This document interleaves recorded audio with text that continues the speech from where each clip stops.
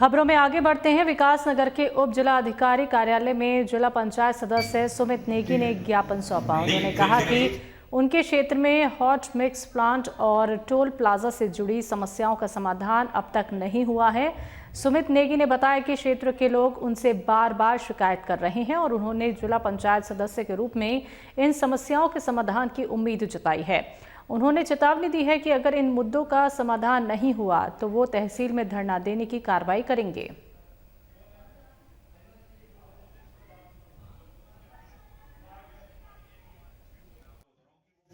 ये जो हमने ज्ञापन दिया है, हमारे क्षेत्र जिला पंचायत क्षेत्र की दो महत्वपूर्ण बहुत बड़ी समस्या है जिससे लोगों की मतलब स्वास्थ्य और जान का खतरा है। एक है जो नाका लगा हुआ है चौराहे पे, हमने पिछले 1 महीने से उसकी आवाज उठा रहे हैं लेकिन वहां अभी तक कोई कार्रवाई नहीं हुई है।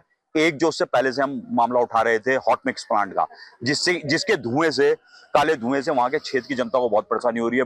बुजुर्ग लोग बहुत परेशान है। उन्होंने मुझे यहाँ तक कह दिया है कि सुमित कि हमने तुझे चुन के भेजा लेकिन उस चीज का कोई फायदा नहीं है। तो मैंने आज एक बार फिर एसडीएम साहब को ज्ञापन दिया है और कड़ी चेतावनी में ये कह दिया है कि अगर सोमवार तक आपने इन दोनों मामलों में कार्रवाई नहीं करी तो हम तहसील में दरी बिछाकर सांकेतिक भूख हड़ताल करेंगे और उसको आगे बढ़ाते हुए भूख हड़ताल में भी जाएंगे। सरोवर नगरी नैनीताल में सूत्रों से मिली जानकारी के अनुसार नंदा गौरा योजना के लिए आवेदन 20 दिसंबर तक किया जा सकेगा। कैबिनेट मंत्री रेखा आर्य के निर्देश अनुसार विभाग ने आवेदन की अंतिम तारीख बढ़ाने का फैसला किया है।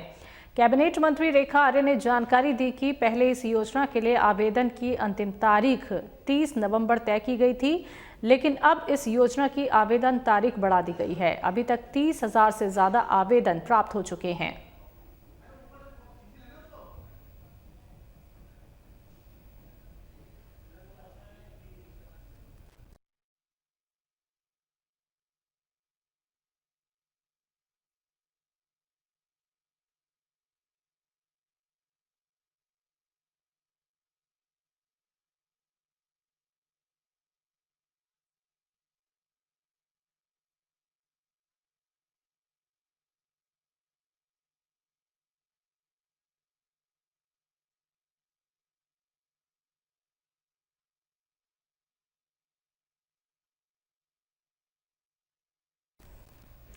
पौड़ी गढ़वाल वन प्रभाग में गुलदार का आतंक जारी है। देवार गांव में गुलदार ने 4 साल के बच्चे पर हमला कर उसे घायल कर दिया।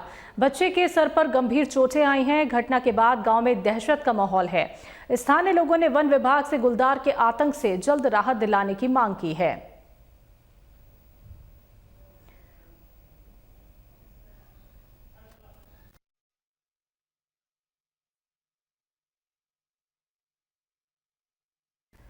बनभूलपुरा रेलवे अतिक्रमण मामले में प्रशासन ने तैयारियां पूरी कर ली हैं और पूरा क्षेत्र छावनी में तब्दील हो गया है। फैसले से पहले सुरक्षा को देखते हुए पैरामिलिट्री फोर्स, आरपीएफ और पीएससी की कई बटालियन तैनात की गई हैं। तो पिछले 2 सालों से लंबित ये मामला अब निर्णायक मोड़ पर है। इसी बीच नैनीताल पुलिस ने भी बड़ी कार्रवाई करते हुए इलाके में कानून व्यवस्था मजबूत करने के लिए सख्ती बढ़ा दी है ताकि किसी भी तरह की अप्रिय स्थिति को रोका जा सके। आगामी 2 दिसंबर का माननीय सर्वोच्च न्यायालय में डिसीजन प्रत्याशा में है। बनभूलपुरा रेलवे भूमि अतिक्रमण का जो पिटीशन का डिसीजन प्रत्याशा में है, इसको लेकर संपूर्ण पुलिस और प्रशासन जो है हाई अलर्ट मोड में है। आज जो है क्रेडिबल इनपुट्स, फील्ड का असेसमेंट और एरिया असेसमेंट के आधार पर जो संभावित जो उपद्रवी लोग हैं उन पर जो है कठोर जो है प्रिवेंटिव मेजर्स हमने अमल में लाई गए हैं। अभी तक कुल 121 लोगों के विरुद्ध 135 और 126 बीएनएसएस सेक्शंस के अंडर कार्रवाई की गई है, जो पूर्व में सीआरपीसी में 107-16 कहते थे। उसके अंतर्गत 121 लोगों का हमने आज जारी कराया है और उनको चालान डिलीवर भी हो गया है और उनको भारी धनराशि में मुचलका पाबंद किया जाएगा। और इसके अतिरिक्त कुल 21 लोगों को 21 लोगों को प्रिवेंटिव डिटेंशन की प्रावधानों के अंतर्गत हमने हिरासत में लिया है और गिरफ्तारी में लिया है। इसके अलावा भी सोशल मीडिया में, फील्ड में और अलग अलग प्लेटफॉर्म्स पे हमारा जो है सतर्क नज़र बनी हुई है। किसी भी प्रकार की अवांछनीय और अप्रिय और उपद्रवी कृत्य को जो करता भी है या करने का प्लानिंग भी करता है, उनके ऊपर कठोर एक्शंस हम लेंगे। दिल्ली ब्लास्ट के बाद से उत्तराखंड के बॉर्डर क्षेत्रों में चेकिंग अभियान जारी है क्योंकि राजधानी देहरादून भी उत्तर प्रदेश की सीमा से सटा हुआ है।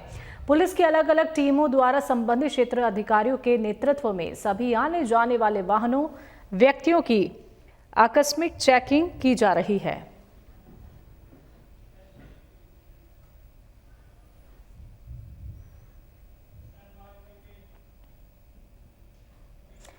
तो रेलवे अतिक्रमण पर निर्णय से पहले अलर्ट किया गया है। सुप्रीम कोर्ट में फैसले से पहले पुलिस अलर्ट है। तो एसएसपी ने सुरक्षा तैयारियों का जायजा भी यहां पे लिया है। तो आपको बताते चले कि रेलवे भूमि अतिक्रमण मामले में सुप्रीम कोर्ट के निर्णय से पहले नैनीताल पुलिस ने सुरक्षा कड़ी कर दी है। एसएसपी ने मौके पर निरीक्षण कर हर संदिग्ध व्यक्ति पर निगरानी और जीरो टॉलरेंस की कार्रवाई के निर्देश दिए। उन्होंने शांति बनाए रखने और सुप्रीम कोर्ट के फैसले का सम्मान करने की अपील की।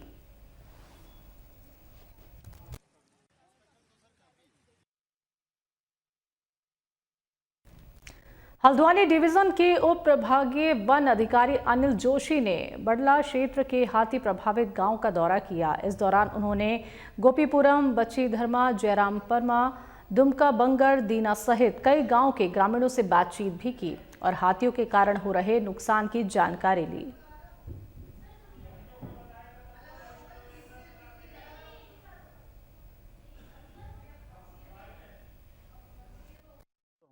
और गश्त कर ही रही है यहाँ पर, और इस समय थोड़ा सा दिक्कत है जाड़ों में, और टीम को हमने इस बीच बढ़ा भी दिया गया है और पूरे अलर्ट मोड में है वन विभाग।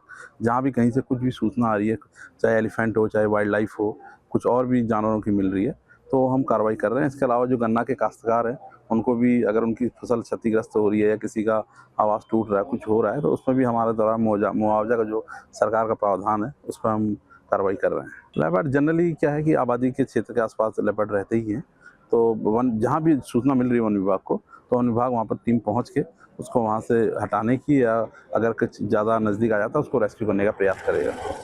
विभाग से कल परसों रात्रि आए थे हाथी। यहाँ से दुमका बंगर, बच्ची धर्मा, गोपीपुरम से होते हुए दीना, हमारे जयराम परमा, लास्ट सूबेदार फार्म को वो निकले हैं। और इससे पहले भी काफ़ी नुकसान किया है, जिसकी फाइलें मैं डिपार्टमेंट को दे के आ गई थी।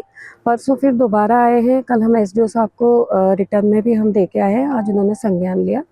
आज वो मौके पे आए और आश्वासन दे के गए, और हमें भी काफ़ी उनसे उम्मीदें हैं कि जो उन्होंने आश्वासन दिया है उसको पूरा करेंगे, चाहे वो सोलर फेंसिंग हो, अलाव जलाना हो, और इसके अलावा गश्त बढ़ाएंगे।